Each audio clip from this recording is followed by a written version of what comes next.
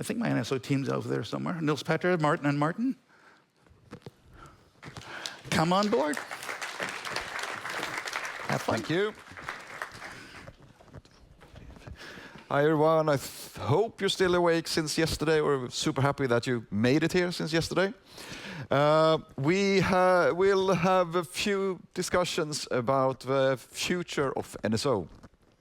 And since it's so bright, we have 4 of us that would like to talk about it. The reason is, of course, also we have in our organization what we call the product leadership team, which is me, Nils Petter. This is product manager, and those who actually are the brain trusts are the 3 guys over here. We have PO, Christian, Supermaster Architect, Martin, and then to make things easier, as usual, we have yet another Martin, Akerstrom, product owner as well. So if you haven't reached out to us and discussed about NSO features so far, we will still be around for the rest of the day, and the rest of the NSO engineering team will also be around. But now we have a few things to talk about going forward, what we've done pretty recently, and what's coming up. It's me. All right, yeah, I'll talk a little bit about the past, and then before you can question that, I will hand over and you can vote about the future. So a quick summary of what we have done since last developer days, really. So we had 2 releases since then. We have NSO 6.2 and 6.3. And we did stuff, in short. No, so we have worked with sort of, internally we work with themes, and we have invested quite heavily in usability and performance, and mostly operational performance. So in 6.2 we could see quite a lot of things in terms of upgrades, a lot better upgrade performance. We did some internal improvements also in CDB routines. We also continued our cloud friendliness story with adding a developer or a build container for our container that we deliver with each release. And then we did a lot of in usability. We started to upgrade our web UI to make it more modernized, make it perform better than it has.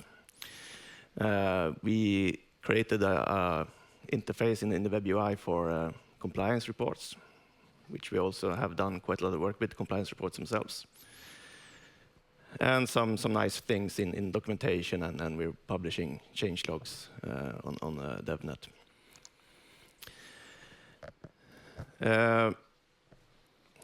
Yeah, and some observability stuff also. And then in 6.3, we more or less continued with those themes and in terms of usability and performance.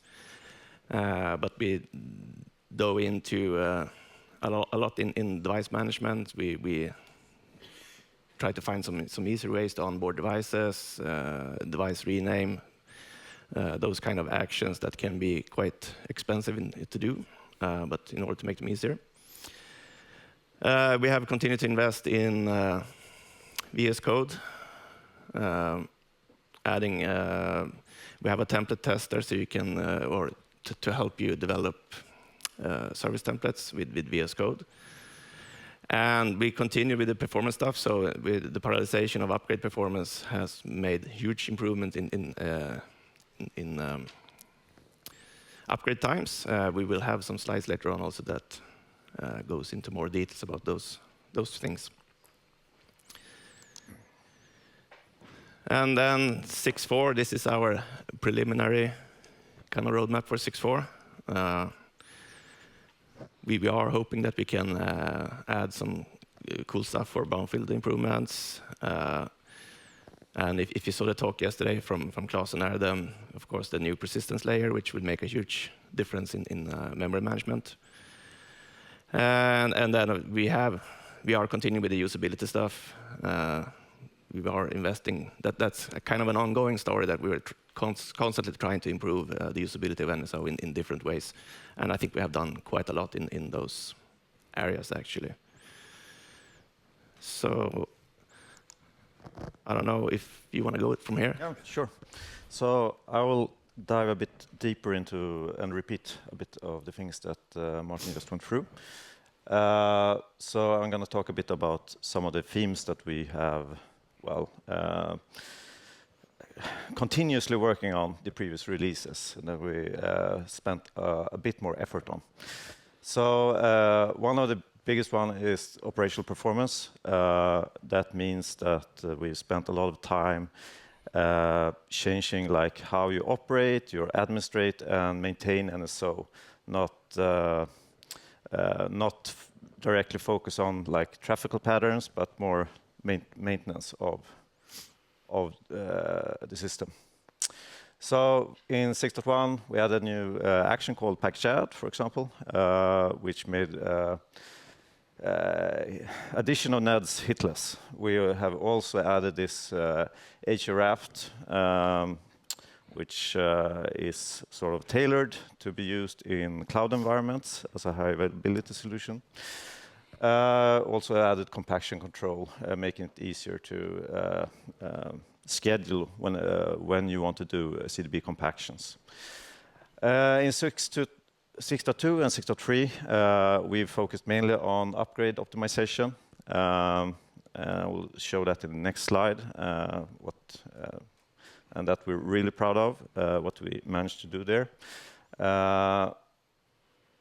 We also added parallel validation. We haven't talked much about that, but that's also been done for better CPU utilization. In the future, we are continuing the upgrade optimization journey. We don't believe that we're done just yet. We are continuing to improve the package add, to increase the scope of it, so we can add NEDs hitless. Also looking into parallel schema loading. That's sort of like part of part of the upgrade optimization, but it's also part of startup times, for example. We're looking at improving the sync time for the high availability cluster. Also looking on how to improve package reload, not just making it faster, but also less interruptive for your system. So here are some numbers on the CDB optimizations that we've done. So as you can see, the improvement is quite significant. So if you didn't attend Matti Ljunggren's presentation day one, these are the bragging numbers. So not just improving the package reload, the normal upgrade, but also NED migration. I'll add it. And in the future, so this is sort of for you who attended Matti Ljunggren's presentation, he had the same slide here. This is things, how we improved it in the current versions, but also a bit future looking on what we're considering next. That means like moving out stuff from the critical section, so it's less interruptive.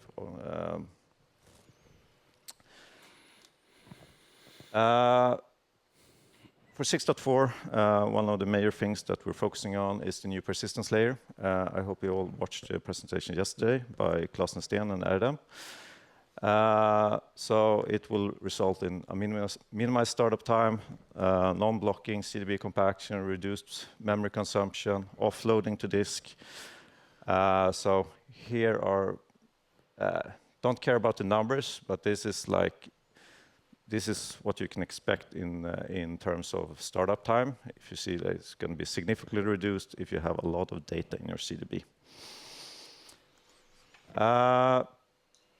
Another thing we haven't talked much about is that we're focused a bit on device management. So for 6.3, we added this onboarding of devices in a single step. That's basically what we do here on the right, making it easier to configure the device with as little information as possible, and then get it operational in a single step. We have also added support for device renaming. That has been a long-standing request with our customers. It's been very hard. previously to change the name of devices without much complexity. We also added a more efficient listing of service modifying a device, so that has many use cases, and it has previously been very slow. We have now improved it. We also added device status timestamps, so you can see when the device was last touched, for example, and that kind of stuff. We actually added the same thing for services as well.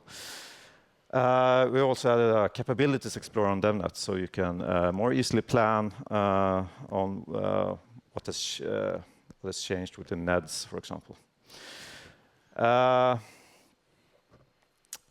Right, so next thing, we've also looked a lot on compliance reporting. It has been functionality been existing in NSO for a long, long time, but we haven't done much about it. So now we have put a lot of effort in fixing that. So reduced memory requirements is much faster because it runs a lot of the checks in parallel. It's more extensible. I mean, the final report will all be written as a SQLite database, so you can either use that and extract information from that, or we can format that into whatever format you like CSV or XML or whatever. So we also added this web UI for better visualization. We will continue improving on that. In 6.4, we're looking at adding compliance reports for operational data as well, not just configuration data. We added this compliance templates that makes it easier for you to handle these as well.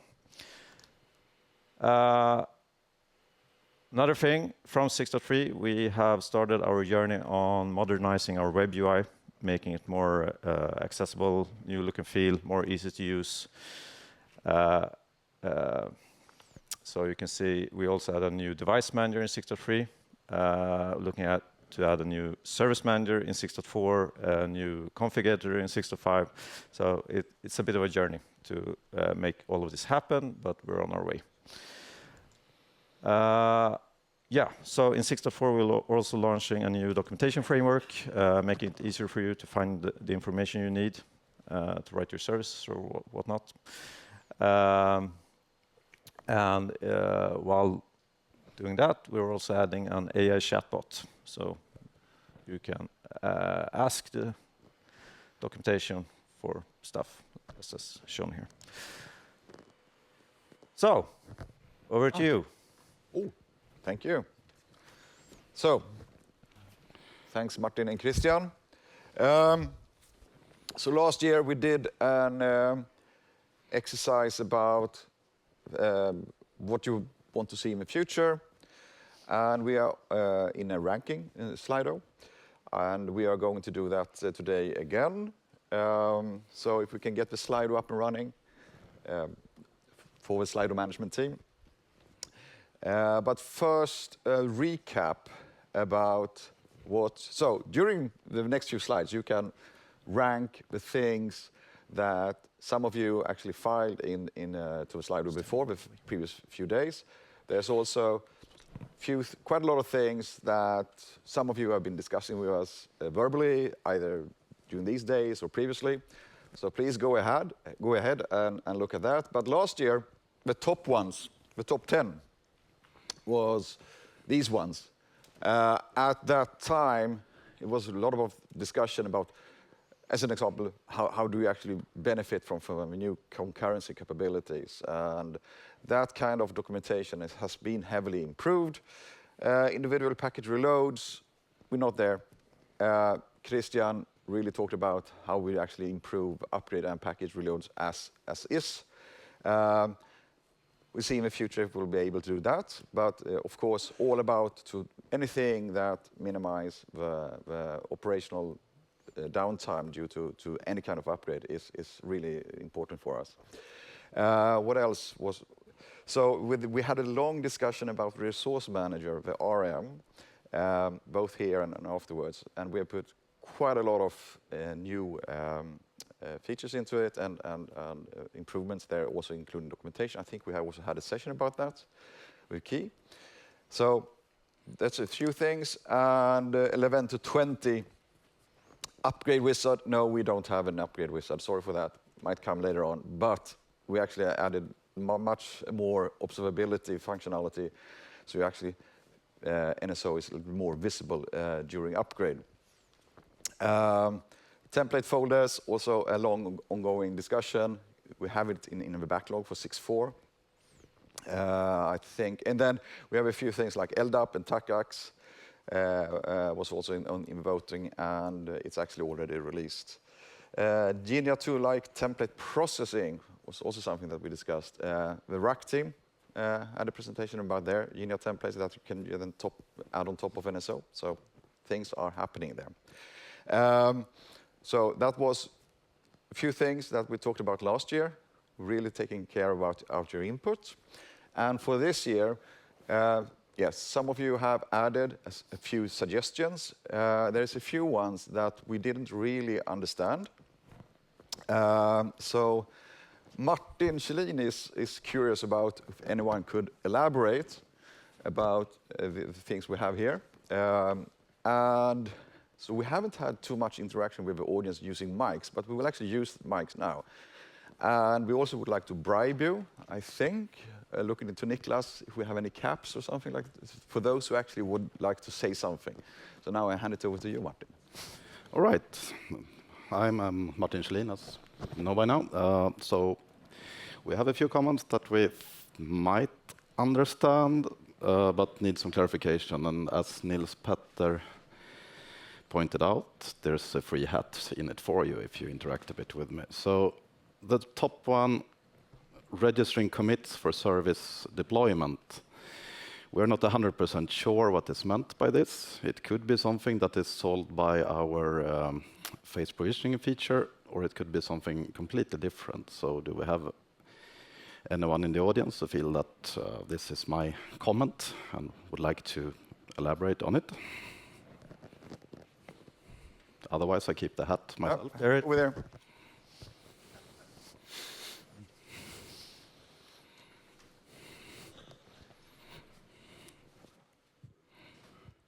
Thanks. Yeah. So, thank you. When redeploying a service, there is no commit register that allow us to go back to the previous situation. So, unlike when a service instance is created and you can roll back to how it was before, if we redeploy a service instance that was already existing and there was a new version of the service and we screw up completely our network, we have no way to go back. I thought that it could be a nice feature to have. Commit a rollback file to go back to the previous configuration situation. history for your service data in like version control-like manner. That's clear. That's one of my favorite features that we don't have at the moment. So you well-deserved hat. Thank you. Just over there. All right. So we have more comments. Okay. What about CLI level security? You know, if you access virtual machine with NCS user, you can launch NCS CLI, no questions asked. Yes, that's right here, right? So I will jump back and forth since you raised up your hand here. When it comes to access control on the NSO CLI, there's a couple of options that you can do today. You can disable it and enforce SSH to get access control. There's a method to use a secret in a file and use file system permissions on that to get it done. So to a certain extent, you can do it, but what you're looking for here will be solved in NSO 6.4, where we are introducing the option to use Unix domain sockets for the IPC, so that will give you this access control on a user level. So that feature, when we talk about it, is going to be called authenticated IPC. It's a security requirement. So you can do a bit of it today, but exactly what you're asking for is coming in 6.4. We have another question next to you, so you can pass over the mic to the gentleman.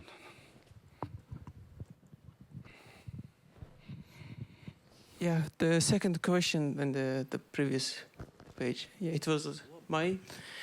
So if I have a service that controls two devices, then if one of the devices is locked, if I send the service-specific configuration, then it will not be queued for both devices. It will give the device overlap configuration error. But if I send the device-specific configuration, then it will be committed for the active. For the locked device, it will be committed, queued. But for the service-specific configuration, it will not be queued. Would you like to comment, Christian? This is kind of your area. I think I need some clarification. So imagine I have one service that has two devices connected, right? And one of the devices is locked. So if I send the configuration commits, which relates to both of the device in service level, it will not be queued. No, I mean, you can use the commit queue and use this, what is called a non-atomic option. So then you will push to the device that is not locked while we are waiting for the device that is still locked. So there is this feature already exists in the commit queue today. Okay. Okay, thank you. We can grab me after and I can go through it more thoroughly if you want.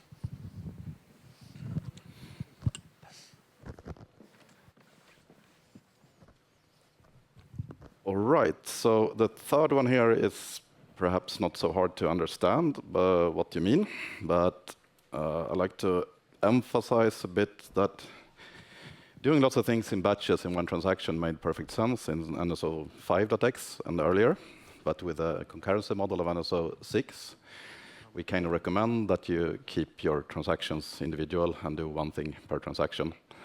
So the question here is not really what you mean by it. My need for clarification here is more around, is there a particular reasoning why you would like to batch several services in one particular commit? Do you need that kind of inter-service instance transactionality, or what? Is there can you convince me that we should spend time on that instead of saying that you should do separate commits per service instance?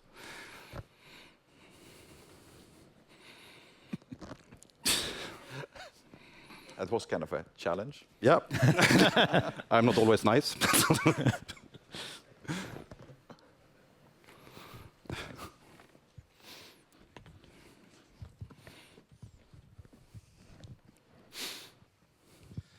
We are forced with service windows where we have a 2-hour time frame to move 1,000 services.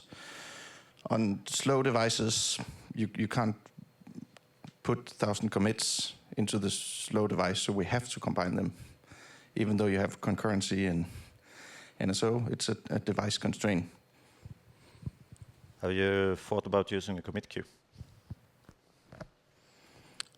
But it's still the process of running commits and takes minutes or sometimes So half a minute.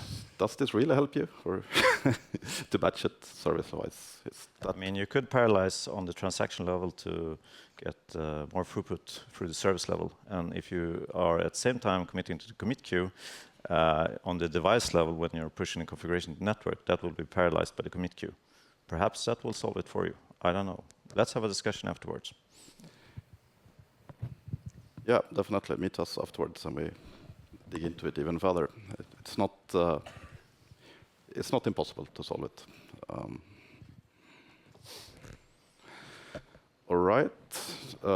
So one of these we already touched upon.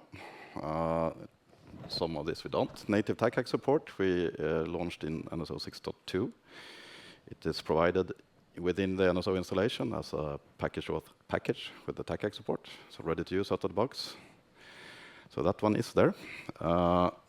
When it comes to native automated software, the upgrade capability for Cisco devices, I would like to refer you to our router automation kit, which solves this for you.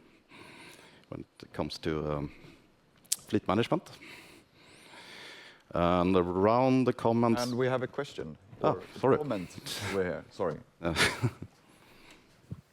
It's very interesting because there's also an NSO upgrade package provided by CX for upgrading your devices. What's different between CNC there? Because we're currently in discussion about that. When it comes to what's different between a CX offering and our router automation kit, I'm not exactly the right person. Do we have Omar here might want to I can step. I can address that. So they have slightly different focus, right? I mean, we built router automation kit on top of NSO, on top of workflow for folks that want a product that they want to own as opposed to a CX service. The other piece of this is with the router automation kit, it's something that you can edit yourself. I think that was shown in one of the demos earlier this week. So it's a product model, much like NSO is, in that you have, you buy product, you buy IP, the code is yours. You can adjust it the way you want. CX is for folks that want the turnkey push button approach, where they just want the outcome and they pay CX to build the service and go execute it for them. So again, you can kind of pick the thing you want. Our longer-term strategy is to take the things that we are building for Router Automation Kit, things like fleet upgrade, things like compliance checks, ZTP, and make those available through CNC. But it's the same code, it's the same product that is available standalone as rack and CWM. So there's consistency of the components and how they operate. But But I don't know if the Router Automation Kit is per se software upgrading of an iOS XR or XE router. And I believe this is the question about that. But because in the last presentation about CNC, we saw that they also had device management where they can upgrade the router software to a new iOS or XR version. But there's also a package delivered by CX that does exactly the same, but support technique, but they don't have really a good support case around it. So it's really hard. And when it's in CNC, there's a support case around it, which makes sense. So right now there's so Router Automation Kit I think is XR only now. It'll move towards multi-language and multi-OS as a roadmap item. So if you're looking today, see which one is a better fit, or you can certainly, folks from my team that run Router Automation are running around here somewhere, they can chat. Oh, Way's right in front of you. He can answer that. I will. We can tell. I will. Thank you. So, I mean, they're parallel. They're slightly different technically, so they're not exactly the same. The CX offer and the productized offers. I think it's more find the thing that is a better fit for what your current needs are. Okay. Thank you. Also a question. Thanks a lot. And Omar, you might get a cap as well. Thank you. I get a cap? Yeah. Some more. We are using CLI nets. Are we going to see also REST API net for multi-vendor or? Yes. We have some REST conf nets already, and so it's possible for us to do. Okay. So if the demand is there, it can be done. There's nothing stopping it. We have the implementation to do that. Okay, thank you. All right. Thank you all. Really nice interaction.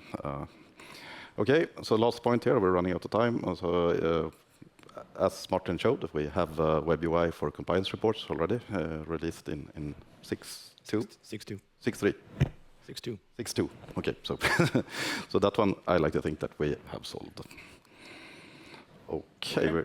Thank you. So yes, we'll be around for the entire day. So please show up if you have more questions. We'd really love to have your views. Extremely interesting with the ranking, I would say. In-service package, reload of single package, new or existing, still very popular. Point taken. And together with zero downtime. So understood. still very important to continue to minimize the need of a service window. Please have a look at the latest releases like 6.3 and the things that are coming up in November in 6.4 in this aspect as well. And apart from talking to us today, don't really wait until a year then after today to wait for feedback or interact with us. Please join us also at the Developer Hub. Continue, because some of the things that we have, I see here, especially about documentation, a few things about the surrounding tooling, will be able to continue to release outside the standard release schedule.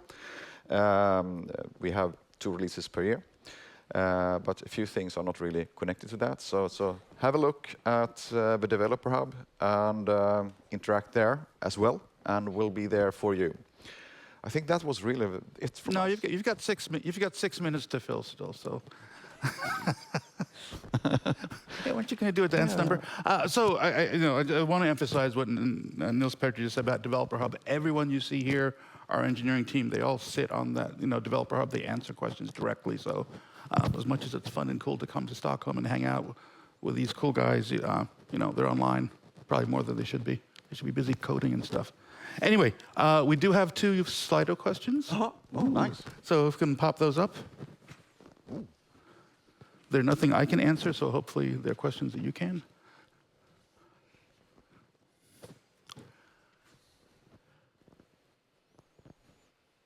Or not. Ooh. Anyone that would like to comment about the encryption keys? So for the second one, I would say no. Okay then. I think we could elaborate about it. Currently, no. I mean, when it comes to longer encryption keys, though, why not? Yeah, why not? Why not? We can do it.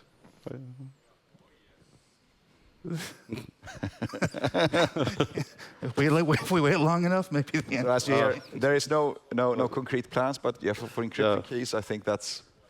Why not means an uncommitted yes. And point taken with natively supporting Gina templates. And we have a few more. Yeah.